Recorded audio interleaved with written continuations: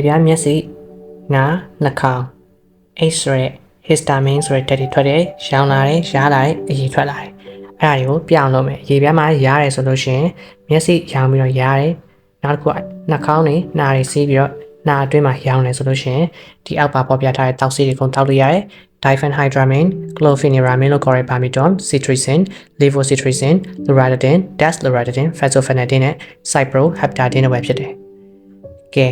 ဒီဆေး10မျိုးအားလုံးကတောက်ဆေးတွေရှိတယ်။ထူးခြားမှုကတော့ chlorpheniramine လို့ခေါ်တဲ့ Bamidone မှာအကျောဆေးနဲ့အသားဆေးရှိတယ်။ diphenhydramine ကို50 mg တစ်နေ့ကို4ကြိမ် chlorpheniramine ကို4 mg တစ်ကြိမ်ကနေ4ကြိမ် cetirizine ကကျတော့တစ်နေ့ကိုတစ်ကြိမ်ကနေ2ကြိမ် levocetirizine က5 to 10 mg တစ်နေ့ကိုတစ်ကြိမ် loratadine က10 mg တစ်ကြိမ်ကနေ2ကြိမ် desloratadine က5 to 10တစ်ကြိမ် fexofenadine က120တစ်နေ့ကိုတစ်ကြိမ်နဲ့ cyproheptadine က4 mg တစ်ကြိမ်ကနေ3ကြိမ်ထိပေးလို့ရတယ်။အဲ့တော့ milligram နဲ့မှတ်ရတာခက်ခဲမှုတော့မရှိဘူး။တစ်ကနေ8ထိ10မျိုးရှိတဲ့အထက်မှာအသုံးအများဆုံးက cetirizine ဖြစ်တယ်။အားကြောင့်လဲဆိုတော့ cetirizine ကဒီမှာရှိတဲ့10မျိုးအထဲမှာအကောင်းဆုံးဖြစ်တယ်။ chlorpheniramine ကိုအရင်တော့အသုံးများခဲ့တယ်ဒါပေမဲ့သူကတစ်ချိန်နဲ့မတိုးတော့4ချိန်လောက်တောက်ရတဲ့အခါမှာ cetirizine ကတစ်ချိန်နဲ့အာနိတဲ့အထက်ဆုံးဆိုတာတွေ့ရတယ်။ဒီကနေ့ကြာလို့ရှိရင်တော့2ချိန်ထိတောက်လို့ရတယ်။ cetirizine နဲ့နောက်တစ်မျိုးအသုံးများတာက fexofenadine အသုံးများတယ်။ဒီ3မျိုးကတော့ပြိုင်ဘက်ဖြစ်တဲ့ cetirizine ရဲ့ loratadine ရဲ့ fexofenadine cetirizine တက် levocetirizine ကပိုကောင်းတယ် loratadine တက် desloratadine ကပိုကောင်းတယ်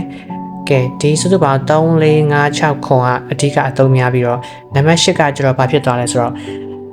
ရောင်နာရားတာအရေးထွက်တာမှမသုံးတော့ဘဲနဲ့အဓိကတော့ကလေးတွေစားကောင်းအောင်လူကြီးတွေစားဝင်အိပ်ပျော်အောင်စားပြင်းစားအိပ်ပင်းအိပ်စံကုန်မြေလေးဆေးအဖြစ်အဓိကကင်ဆာယောဂတွေအသက်ကြီးတဲ့သူတွေအတွက်အလုပ်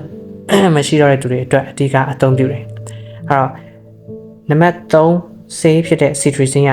အသုံးအများဆုံးဆိုပေမဲ့သူ့ကို200ကတ်ဝယ်လိုက်တယ်ဆိုရင်တော့ဈေးနည်းတဲ့ကတ်နဲ့ fexofenadine နံပါတ်9မှာရှိတဲ့1600တန်ကတ်နဲ့ရှင်းလိုက်မယ်ဆိုရင်တော့1600တန်ကတ်ကဈေးအားဖြင့်ပိုပြီးကောင်းတဲ့အခါကျတော့ fexofenadine ကတော့ပိုပြီးတော့အာနိသင်ထပ်သွားလိမ့်မယ်။ဒါပေမဲ့ဈေးတူတူချင်းရှင်းမယ်ဆိုလို့ရှင်တော့ cetirizine နဲ့ကောင်းတဲ့ levocetirizine ဆိုတဲ့ဒီ2မျိုးဘယ်ဈေးမှရှင်းနိုင်မှာမဟုတ်ပါဘူး။ကဲဒါကြောင့်အရေးပြမျက်စိနားနှာခေါင်းရောင်ရအရေးထွက်ဖြင့်ဘာမှမှတ်စရာမလိုပဲနဲ့ cetirizine ကိုဘယ်ချိန်တောက်လဲဆိုလို့ရှင်တစ်နေ့ကိုတစ်ချိန်အကောင်းဆုံးကတော့ဒီဆေးတွေက histamine ကိုအုံနောက်မှာရှိတဲ့ histamine မှာပိတ်လိုက်တဲ့အတွက်ကြောင့်အိတ်ငိုက်စေတယ်မှိုင်တွေဝါးစေတယ်ဒါကြောင့်မလို့ညဘက်မအိပ်ခင်တောက်တာအကောင်းဆုံးဖြစ်တယ်အဲ့တော့တောက်ဆေးက cetirizine တစ်မျိုးတည်းကိုယူတယ်အကယ်လို့အရေးပေါ်ဖြစ်လာပြီးအရေးပြရတဲ့အားရားလာပြီဆိုလို့ရှင်မနေမထိုင်တော့အောင်ရားလာပြီဆိုလို့ရှင်တော့ chlorpheniramine အကျောစီအသားစီထိုးစီကိုသုံးဆွဲလို့ရပါတယ်ကဲဒီဆေးတွေမှာလူးဆေးရှိတယ်မျက်စင်းဆေးရှိတယ်နှာခေါင်းဆက်ချရှိတယ်အဲ့တော့အရေပြားတွေရားတယ်ဆိုလို့ရှိရင် cetirizine တောက်ဆေးကိုညဘက်မှာအိတ်ခင်တောက်ပြီးတော့ဒီမှာရှိတဲ့လူးဆေးကိုလည်းလူးလို့ရတယ်ဒီလူးဆေးက3မျိုးပေါင်းထားတာ diphenhydramine ရဲ့ calamine ဆိုတဲ့ caladrine zinc oxide က diphenhydramine ရဲ့ histamine ကိုပိတ်တာခုနကဒီနံပါတ်1မှာပေါ်ပြခဲ့တာဖြစ်တယ်ဒီဆေးကကျတော့တောက်ဆေးရှိပေမဲ့အဓိကတော့မြန်မာပြည်မှာတော့လူးဆေးအနေနဲ့ပဲသုံးတယ်ဒါပေမဲ့ဒီလူးဆေးကတစ်မျိုးတည်းသူတစ်မျိုးတည်းပါတာမဟုတ်ဘူး diphenhydramine ကဘာနဲ့တည်းမှာပေါင်းထားဆိုတော့ calamine တို့ zinc oxide တို့နဲ့မှာပေါင်းထားတယ်calamine ကိုအပြင်မှာ caladrine ဆိုတဲ့နာမည်နဲ့ရောင်းတယ်တိဖုတွေနဲ့လောက်ထားတာဖြစ်တယ်အရေးပြားတွေရားလို့ရှင်သူကထုံးလို့ပဲလူလိုက်လို့ရှင်စုပ်ယူပြီးတော့ရားတဲ့ဒဏ်ရာတွေကိုပျောက်စေတဲ့အနာကိုဒီတိုင်းစေးသဘောတဘာဝအရာမြန်လေးဒီအလိုလျောက်ဒီတဘာဝရန်တရားနဲ့သူကငိမ့်စေတဲ့ပုံစံမျိုးအာနိသင်ရှိတယ်နောက်တစ်ခုကကျတော့ zinc oxide ကကျတော့ကလေးတွေစီးပူတာကလေးတွေစီးပူလောင်တာဒိုင်ပါခံထားတဲ့အခါမှာဒိုင်ပါထဲမှာစီးနေတဲ့စီးကိုငွေ့ပြန်ပြီးတော့စီးကြောင့်ဖြစ်တဲ့ဒဏ်ရာစီးကိုငွေ့တန်ရာတွေမှာ zinc oxide ဆိုတဲ့လူစီကို baby လေးတွေအတွက်လူကြတယ်။ဒါပေမဲ့အခုကဒီ3မျိုးလုံးပေါင်းထားတဲ့အခါကျတော့အရန်ကောင်းသွားတယ်။သူ့ lotion အနေနဲ့ထွက်တယ်။ diphenhydramine 30 calamine 100နဲ့ zinc oxide 30 mg ရောထားတာတစ်နေ့ကို3ချိန်လူပေးရတယ်။ဒါကြောင့်အရေးပြားတွေကိုရှိမှလူတစ်ယောက်ရားတယ်ဆိုလို့ရှိရင်တော့ citrin ကိုမအိတ်ခင်တောက်ဒီ lotion ကိုတစ်နေ့ကို3ချိန်လူအရန်အရေးပေါ်ရားတယ်ဆိုလို့ရှိရင်တော့ chlorpheniramine ကိုသားစေးဖြစ်ဖြစ်အကျော်စေးဖြစ်ဖြစ်ထိုးလိုက်လို့ရတယ်။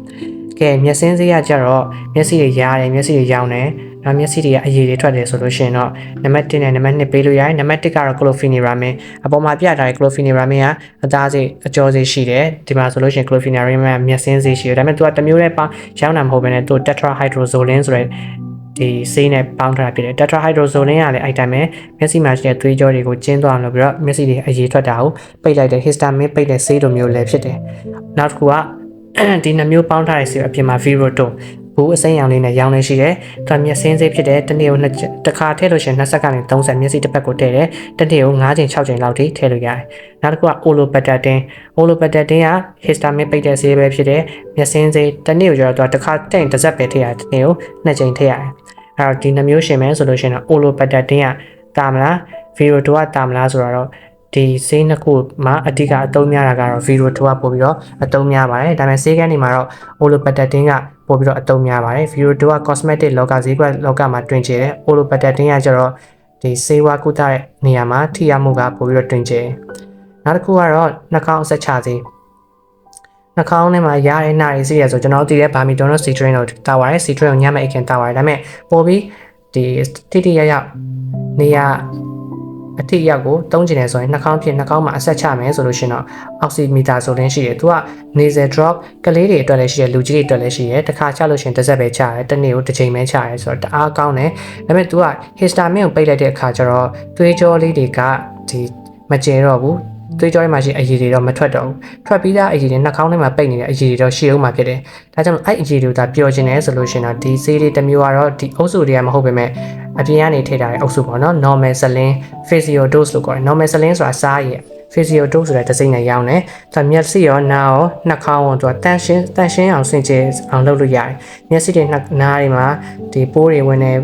ဆိုလို့ရှိရင်သူကစားဆိုတာပိုးတက်တဲ့သဘောရှိတဲ့အတွက်ကြောင့်မလို့ပိုးလေးတွေတရားလုပ်လိုက်တယ်တန်ရှင်းအောင်လုပ်လိုက်တယ်အဓိကတော့ baby လေးတွေမှာအသုံးများတယ်နော်အခုဆိုလို့ရှိရင်နှာခေါင်းမှာအဆက်ချခြင်းကြောင့်နှာခေါင်းထဲမှာပိတ်နေတဲ့အချွဲတွေကိုဒီ normal saline ကပျော်သွားအောင်ခွဲပေးလိုက်တယ်ဒါကြောင့်သူကနှာခေါင်းထဲမှာရှိတဲ့အချွဲတွေပျော်အောင်လုပ်ပေးတဲ့အခါမှာ oximeter ဆိုတဲ့ပါအရန်ကောင်းတယ် oximeter ဆိုတဲ့နောက်ထပ်အချွဲတွေထပ်မထွက်အောင် normal saline ကကြော်ရှိနေတဲ့အချွဲတွေပျော်အောင်လုပ်ပေးလိုက်တာမှတအားကောင်းတယ်ဒီနှမျိုးကိုပေါင်းသုံးတာကောင်းတယ်normal saline ကိုတစ်ခါချလို့ရှိရင်5 ml လက်ဖက်ရည်စွန်းတစ်စုံလောက်ပေါ့နော်အဲ့ဒါကိုအဆက်အများကြီးချလို့ရတယ်သူကကိစ္စမရှိစားရည်ဆိုတော့လေအဲ့ဒါကိုတစ်နေ့ကိုတစ်ချိန်ကနေ6ချိန်ထိစေးကြောပြီးလို့ရတယ်နှာခေါင်းတွေကိုအဆက်ချပြီးတော့နှာခေါင်းနှာပိတ်ပိတ်လိုမျိုးအသုံးပြုလို့ရတယ်ကလေးတွေကျတော့နှာခေါင်းကိုနှာမညှစ်ထုတ်တတ်ဘူးပါးစပ်ကနေလည်းမထုတ်တတ်တဲ့အခါမှာ normal saline က baby လေးတွေအတွက်အရန်ကောင်းတယ်ကဲဒါဆိုလို့ရှိရင်ကျွန်တော်အားလုံးပြီးသွားပါပြီ histamine ကိုပိတ်တဲ့သင်ခန်းစာဖြစ်ပါတယ်အရေးပြမျက်စိနားနှာခေါင်းမှာရောင်းနေရတဲ့အရေးထွက်တယ်ဆိုလို့ရှိရင်နံပါတ်1 Citrin ကိုမအိတ်ခင်မှာပေးမယ်အရေးပြားရလာပြီဆိုရင်ဒီမှာရှိတဲ့လူစေ diphenhydramine calamine နဲ့ zinc oxide 3မျိုးပေါင်းထားတဲ့ဆေးကိုကျွန်တော်တို့ပေးမယ်ဆေးနာမည်ကိုကျွန်တော် Cardramine ဆိုတဲ့နာမည်နဲ့ရောင်းတယ် Cardramine เนาะကဲဒီမှာအကယ်လို့မျက်စိကရလာပြီဆိုလို့ရှိရင် Viroto ဆိုတဲ့ chlorpheniramine နဲ့ tetrahydrozoline ရောတိုင်းမျက်စင်းဆေးကိုပေးမယ်နှာခေါင်းကเนาะနှာရည်စီးလာတယ်ဆိုလို့ရှိရင်ထပ်ပြီးတော့နှာရည်တွေမထွက်ရအောင် oximeter ဆိုတဲ့ဆေးကိုပေးမယ်အဲကြောင့်ဒီသင်ခန်းစာမှာဆေးလေးမျိုးပဲမှတ်ထားတယ်တောက်ဆေး Citrizin လူစေဒီ Cardramine မျက်စင်းစေ Viroto နဲ့နှာခေါင်းဆက်ချစေ oximeter ဆိုပြီးတော့ပဲဖြစ်ပါတယ်အကယ်လို့ histamine အရန်ထွက်တာများလာတယ်ပိုးကလည်းအရန်ကြီးတယ်အဲ့တော့သွေးဖြူတွေကလည်းပိုးတိုက်တယ် histamine တွေခဏခဏထုတ်တယ်ထုတ်တော့သူတို့နားမှာရှိတဲ့သွေးကြောတွေခဏခဏချဲ့တဲ့အခါမှာသွေးကြောတွေတအားကျသွားပြီးသွေးထဲမှာရှိအရည်တွေအပြင်ထွက်တဲ့အခါမှာသွေးပေါင်တအားကျသွားမယ်အဲ့ခါကျလို့ရှိရင်ကျွန်တော်တို့တက်ကယ်ဆေးပေးရမယ်ဒီမှာပြထားတဲ့ဈေးကတော့တက်ကယ်ဆေးပဲဖြစ်ပါတယ် hydrocortisone ကိုထိုးလိုက်ရတယ် hydrocortisone ဘာလို့ထိုးရလဲဆိုတော့ hydrocortisone က H ကိုပိတ်တာမဟုတ် C ကိုပိတ်တာအယောင်ကျသွားအောင်လုပ်တာဒါပေမဲ့ဒီနေရာမှာသွေးအရန်ကိုအထောက်ကိုပြုတယ် hydrocortisone ထိုးလိုက်ခြင်းအပြင်နောက်ထပ်သွေးဖြူတွေစစ်ကိုမခေါ်အောင်လည်းသူကတားပေးတယ်အဲဒါကြောင့် စစ်ကိုမခေါ်တော့မှလည်း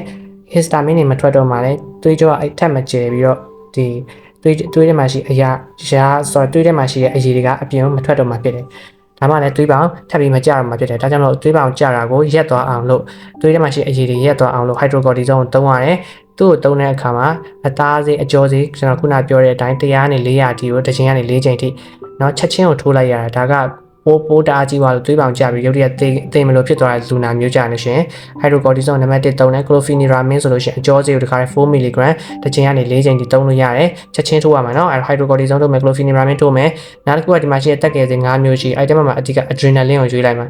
adrenaline ကိုကျွန်တော်စစချင်းအသားစေးเนาะဒီ160ထိုးလိုက်တာတင်ပါအောင်ထိုးလိုက်လို့မတက်တာသေးဘူးသွေးပါမကျသေးဘူးဆိုလို့ရှိရင်တော့ adrenaline ကို infusion ဆိုတာ drip ချိတ်တာဖြစ်တယ်เนาะ drip ချိတ်တဲ့ဆိုတော့သွေးပေါင်ကျသွားတဲ့သူကိုကျွန်တော် drip ပြန်ချိတ်တဲ့အခါကျတော့အငန်နဲ့ချိတ်တယ်အငန်ကသွေးတိုးစီရဆိုတာလူတိုင်းသိတယ်အငန်ဘူးကိုကျွန်တော် NS လို့ခေါ်တယ် NS အငန်ဘူး900 ml တဲ့ကို adrenaline ကိုထည့်ပြီးတော့သူ့ကို drip ချိတ်ပေးလိုက်မယ်drip ချိတ်ပေးလိုက်တဲ့အခါမှာနှလုံးခုန်ကပြန်မြင်လာမယ်သွေးပေါင်ကပြန်ပြီးတော့တက်လာမယ်တက်လာပြီဆိုလို့ရှိရင် drip ကိုတော့ဆက်စပိုင်းဒီများများမြန်မြန်လေးချိတ်တာပေါ့နော်နောက်ပိုင်းကျလို့ရှိရင်တော့ဖြည်းဖြည်းချင်းရှော့သွားလို့ရတယ်ဒီလိုပဲ 2ကနေ 5 ထိပြထားတဲ့ဒါသွေးပေါင်ပြန်တက်လောက်တဲ့ဆေးတွေမှာလည်း epinephrine ရှိတယ် 0.01 နဲ့1ထိနောက် epinephrine ကလည်း 0.01 နဲ့1ထိ dopamine ကလည်း 0.5 ကနေ20ထိ dopamine ကလည်း 2.5 ကနေ20 microgram ထိ1ကီလိုကိုကျွန်တော်တို့ကယူပြီးတော့10မိနစ်အတွင်းမှာချိန်နိုင်တယ်အဲ့တော့10မိနစ်မှာ1ကီလိုရှိတဲ့သူကိုဒီလောက်ပမာဏကိုချိန်ရမယ်လို့ပုံဆောင်ထားတာဖြစ်တယ်အဲ့တော့ဥပမာ10မိနစ်မှာ40ကီလိုရှိတဲ့သူဆိုလို့ရှိရင်တော့ 0.4 microgram လောက်ချိန်ရမှာဖြစ်တယ်ဒါ10မိနစ်အတွင်းမှာချိန်ရမယ်ပမာဏကိုပေါ်ပြထားတာဒါပေမဲ့ဒီကောင်တွေကိုကိုယ့်ဟာကို drip ဘူးကိုလက်နဲ့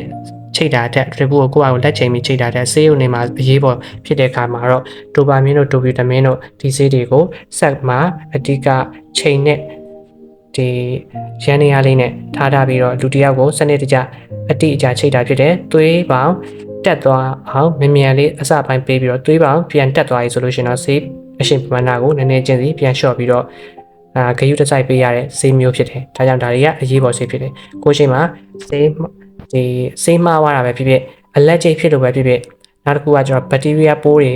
ဝင်လို့အရန်ကြီးသွားတာပဲဖြစ်ဖြစ်เนาะခန္ဓာကိုယ်ကဓာတ်မတည့်တဲ့အခါမှာခန္ဓာကိုယ်မှာရှိတဲ့ဆဲတွေကအနည်းငယ်ပျက်စီးသွားတဲ့အခါမှာ CPH တွေအများကြီးထွက်တယ် H တွေအများကြီးထွက်လို့သွေးကြောကျယ်သွေးပေါင်ကျသွားတဲ့အခါမှာတော့ hydrocortisone, chlorpheniramine, adrenaline ဆိုတဲ့ဒီ၃မျိုးကိုပေါင်းပြီးတော့ပေးရမှာဖြစ်ပါတယ်ဒီနှမျိုးအကျော်သေးပေးပြီးတော့ဒီတစ်မျိုးအသားသေးပေးလိုက်တယ်ဆိုလို့ရှိရင်တော့အခုဆေးကြောင့် short ဖြစ်တာပဲဖြစ်ဖြစ်ဆေးမတည့်လို့ short ဖြစ်တာပဲဖြစ်ဖြစ်အလက်ကျိတ်ကြောင့်ကိုယ်နဲ့ပြားဝတ်မုံတွေပိုင်းနဲ့မတည့်လို့ရုပ်တရက် short ဖြစ်သွားတာပဲဖြစ်ရုပ်တရက်သွေးကြောကျယ်စေတဲ့ပိုးအကြီးစားဝင်သွားတာပဲဖြစ်ဖြစ်တက်တာသွားမှာဖြစ်ပါတယ်